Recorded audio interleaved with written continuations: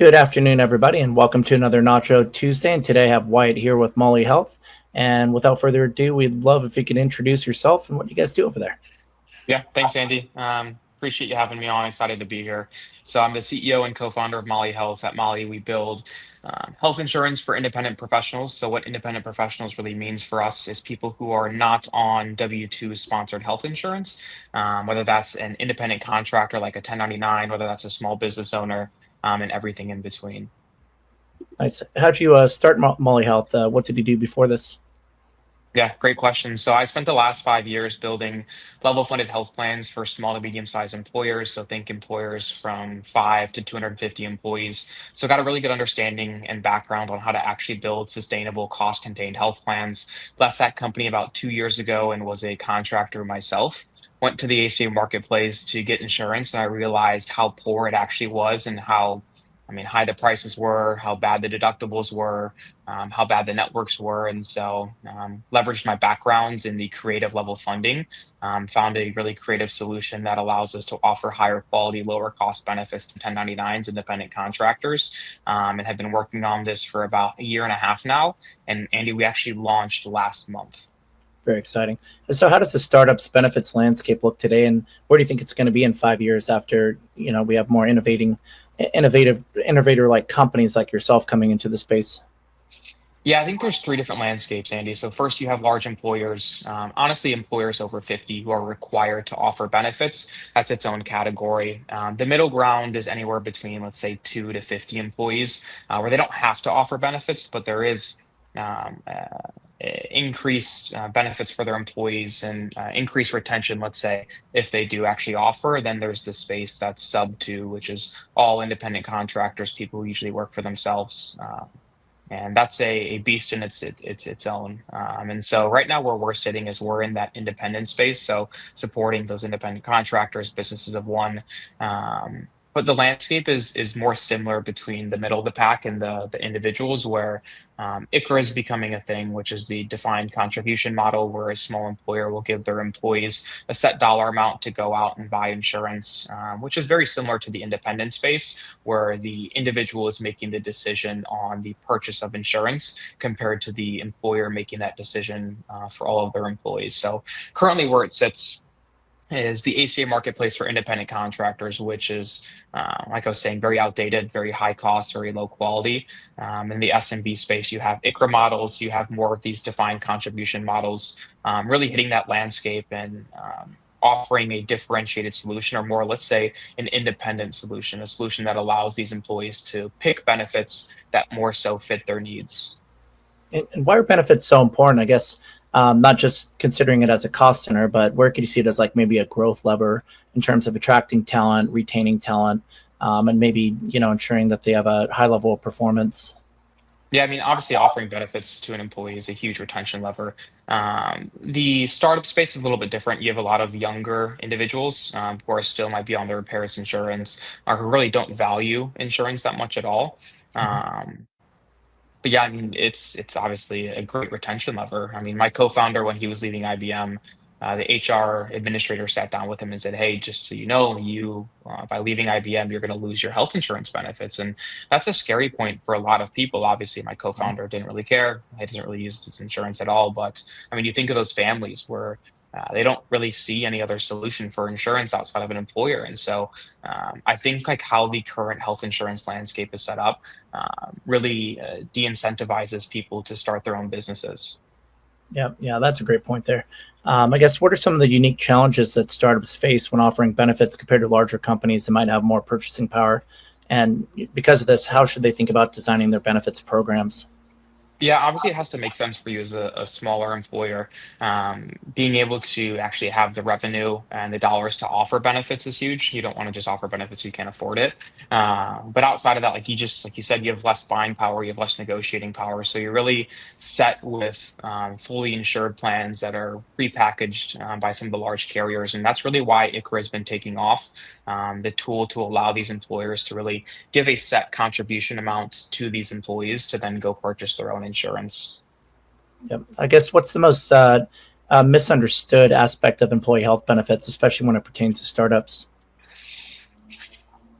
Good question. I think that there's more options out there than people realize. So, for example, Kaiser has a partnership with YC where they offer their, I think it's their platinum plan for a substantially discounted rate to all the YC companies. So, I think one of the big things that's a shift that's currently happening is obviously the access to information. I think it's a lot easier to get creative around your health insurance, leveraging different tools like ChatGPT and other LLMs. Yep, ChatGPT. Never heard of that as an option. Just kidding. So I guess how does a startup determine like what is the right level of benefits to offer given its stage? So let's say maybe maybe it could be a consultant or fractional. Maybe a company 0 to 10 employees, maybe another 10 to 100.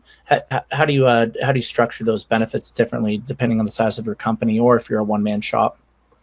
Yeah. So obviously, if you have over 50 full-time employees, you have to offer insurance. So I'm not even going to talk on that.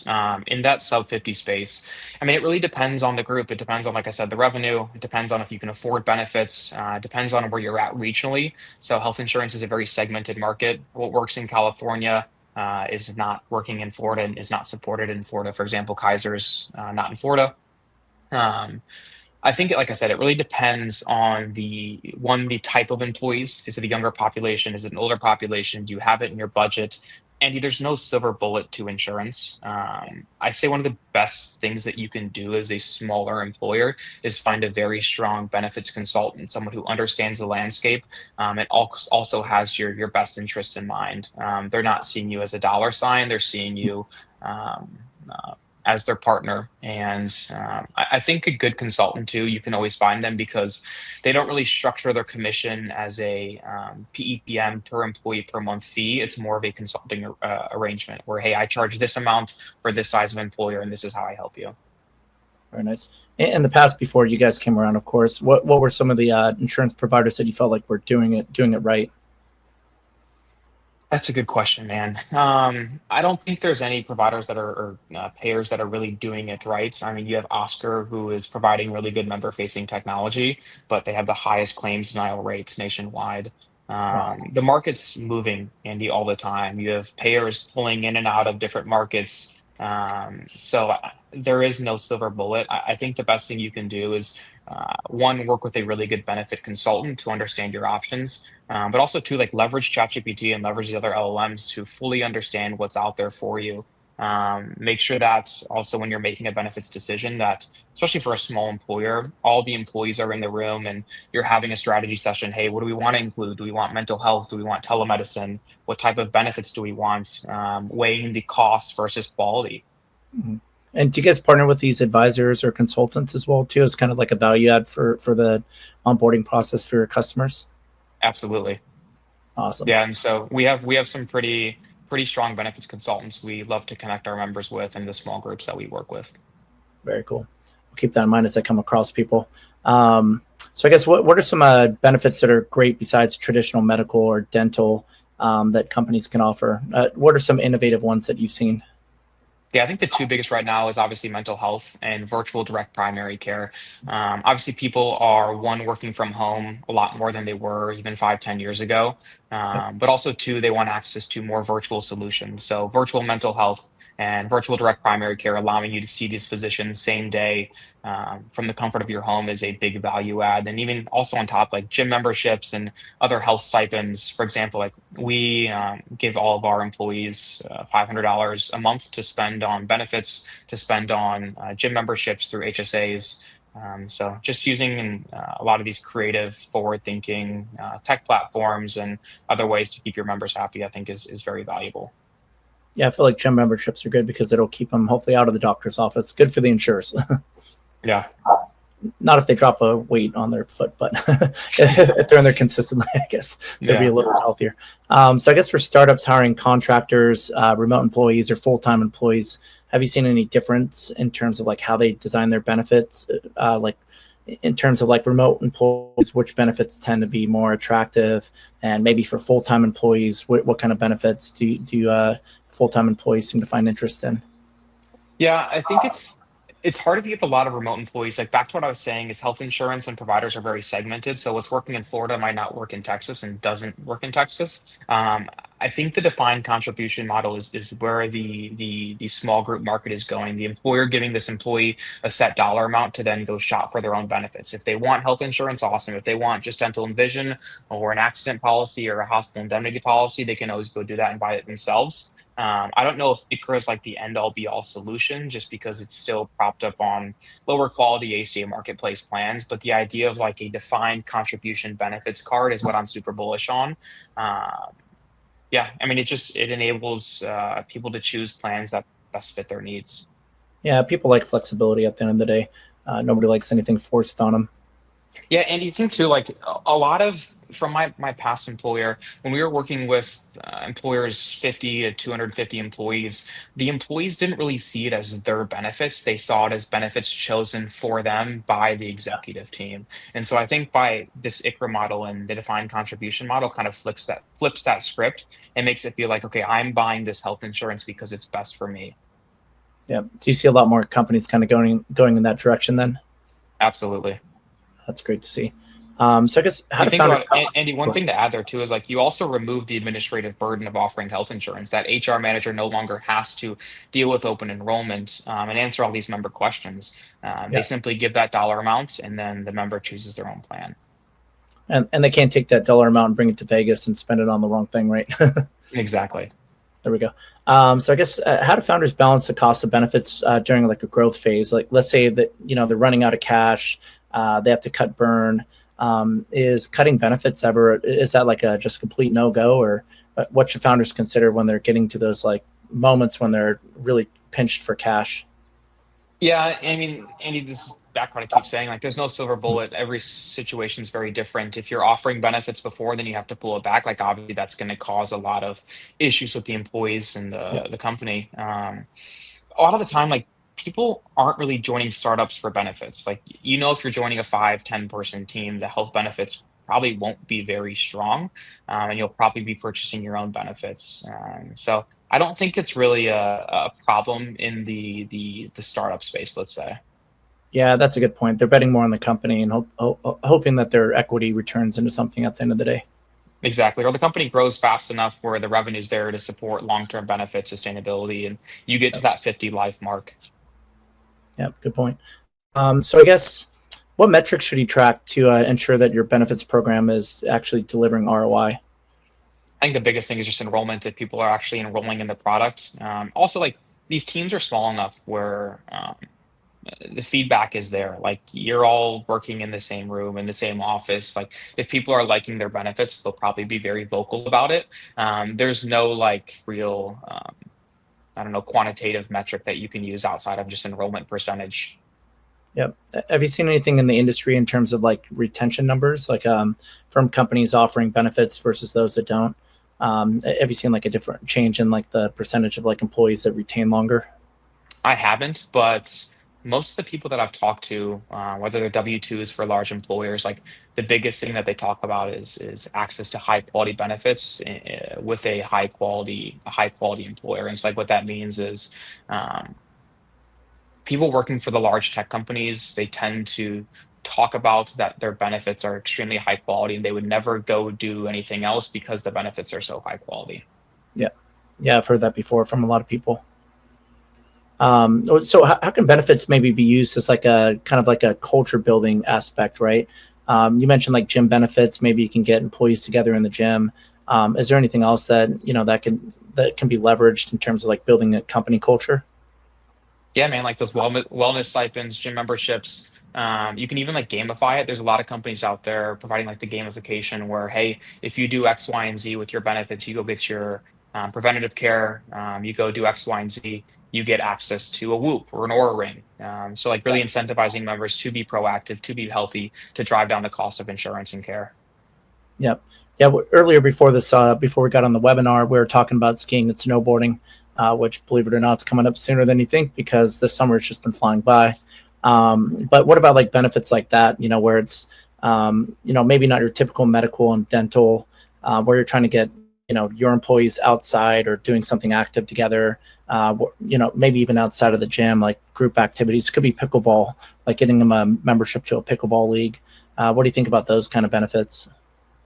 Yeah, I mean, HSAs are very strong right now, and we're seeing HSAs expanded to different atmospheres. For example, like the gym benefits, and even you can use your HSA dollars to buy an 8 sleep mattress. And I think that there's even a world where the HSA benefits expand to ski and snowboarding passes, and let's say pickleball membership, stuff like that. Yep. Is there anything that companies should consider when hiring international employees versus people in the U.S.? Does your platform cover just U.S. or is it international? Yeah, we're just US. I mean, international benefits versus US benefits are very, very, very, very different. I can imagine. Um, Yeah. yeah, I can't really speak on that. A lot of obviously international benefits, they're mainly government sponsored. Then I think 2% international is like private white glove insurance. So it's just a completely different landscape. Yep. Yeah, that's what I figured. So startups scale rapidly. How should their benefits evolve maybe from early stage to later stage? What does like an enterprise grade offering look like compared to like maybe the baseline package you should give employees as a startup with little to no money in your bank? Yep. I mean, once you hit 50 lives, you have to offer insurance. So I think that's kind of like that Mm. enterprise level. You're really handcuffed sub 50, especially if you have a constantly moving population, one from a geographical standpoint, but also two, employees moving through the door of employment. Uh, Once you hit 50 lives, you should be able to build a pretty sustainable health plan, assuming that you can find a strong benefits consultant to actually help you do that, leveraging level funding and self-funding mechanisms, and building sustainability. Yep. So where do you see everything 3 to 5 years from now in terms of healthcare? Do you see a lot more of like a digitized approach? Do you see like benefits expanding in like a particular direction?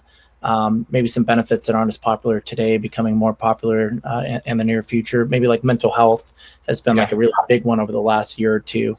Do you see that trend continuing? Yeah. So I think one of the biggest things, the most interesting things to look at over the next like 5 years will be AI, how some of these insurance companies are actually leveraging AI, not just on the provider side, but also on the member facing side to help members be, let's say, smarter consumers, understand their benefits. There's kind of like this push pull where the system has been really, I mean, designed to be confusing, opaque, and AI solves the confusing and opaqueness. So it'll be interesting to see if some of these larger payers actually offer AI solutions to members. I mean, you're seeing it with Oscar a little bit. UHC actually had a product that was offering some AI tools to members that didn't really work out. I think macro level benefits are going to get more creative. So the current Yep. administration is actually working on passing a few different bills that would allow people to band together and buy insurance together. For example, Costco could offer benefits to all of its members. And so I think as more and more creative solutions come out, the landscape will get better for independents and people that are working for employers under that have less than 50 employees. Yeah, that's interesting. Actually, the group buying aspect, I'm sure they can get like wholesale rates, especially if with this new model becoming more popular, like you mentioned, where employees are kind of purchasing their own individual plans. Maybe it gives them an option to kind of pool with other employees to still purchase individually, but as a group Exactly. to get that Yeah. wholesale rate. Yeah, and then Andy, on top of that, I think like care delivery will also only get better from here as there's more and more of these virtual direct primary care companies, and there's more and more clinics that are popping up left and right that are more regionally based doing direct primary care. I think members' access to that primary care is only going to get better. Yeah. And where do you see AI and robotics? This is like kind of a crazy question, but do you feel like the cost of healthcare might be deflationary in the future, given the advances in AI and robotics? Do you think we'll be able to deliver better care for cheaper based on these advancements? I mean, you would think so, but I mean, you look at the last 10 years, like the technological advancement over those last 10 years has, I mean, it's gone pretty fast, and the Yeah. cost of care and the cost of insurance has only gotten worse. And so I don't know if AI is the thing that can flip that, and make the cost of care go down with the advancement of technology. I just don't know. I don't think so based on what's happened in the past, but we'll have to see. Oh, well, that's unfortunate. Yeah. So I guess what's one piece of advice you'd give a founder when they're first starting out setting up their benefits program? What should they prioritize first? Yeah, I think talking to your employees, understanding what they want. Do they want health insurance? Do they just want gym benefit memberships? Mm. Finding a good consultant to help you actually build a plan and scale that plan as your membership grows and your employees grow. Um,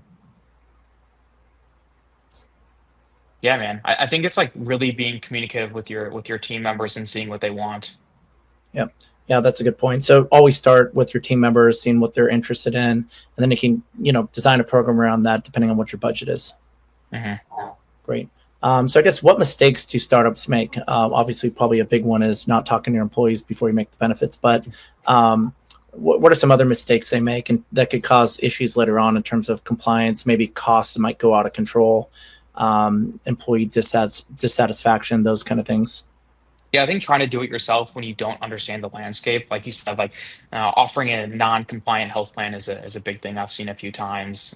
It's back to working with a very strong broker that is probably regionally based, understands who you guys are, who your employees are, where the insurance is actually being offered, and the types of plans in that specific geographical region. Like, hey, is there a really strong direct primary care company in your area that we can leverage and use that to actually save dollars and increase quality of health insurance for your members? Yeah.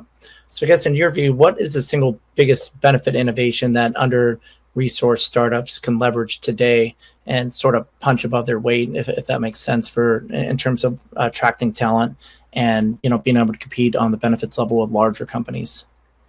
Yeah, I think PEOs are great. Obviously, being able to group a bunch of employers together and purchase insurance together, essentially using the law of large numbers without being large. I'm really bullish on like virtual direct primary care. Those subscriptions are super cheap. And that's what I have right now. You can see a doctor same day and get prescribed medications for free, and it's like less than $50 per employee per month. And I think like just leveraging the HSA dollars, leveraging gym memberships, leveraging things that people actually want. Yeah. Tell us about some of the more about some of the features that Molli Health offers that people should consider when going to pick up your product and use it today. Yeah. So we have access to a nationwide PPO network.